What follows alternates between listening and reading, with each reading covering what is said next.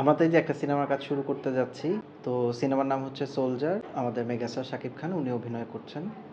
আর আমরা একটা দেশপ্রেম নিয়ে গল্প করার চেষ্টা করছি, যেখানে বর্তমান পরিস্থিতিতে আমাদের সামগ্রিকভাবে মানুষের মধ্যে যে চিন্তা চেতনা আছে, সেরকম একটা গল্পই আমরা তুলে ধরছি।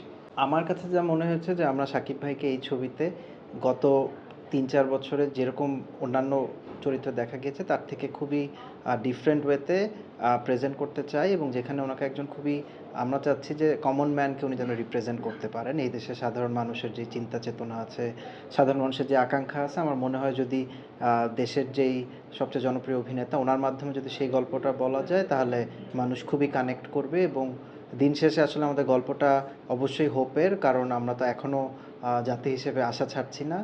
আমরা অবশ্যই আশাবাদী যে ইনশাল্লাহ যত দুর্যোগ আসুক, যত প্রবলেম হোক, আমরা hopefully will reach a better future. So সেই জায়গা থেকেই গল্পটা।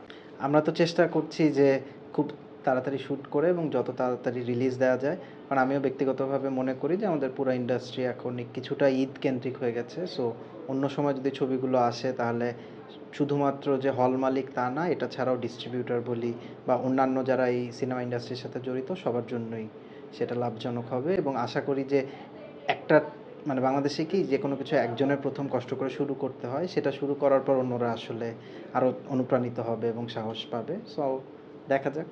বেসিক্যালি দেখেন, আমরা তো একটা সুন্দর গল্প বলতে চাই।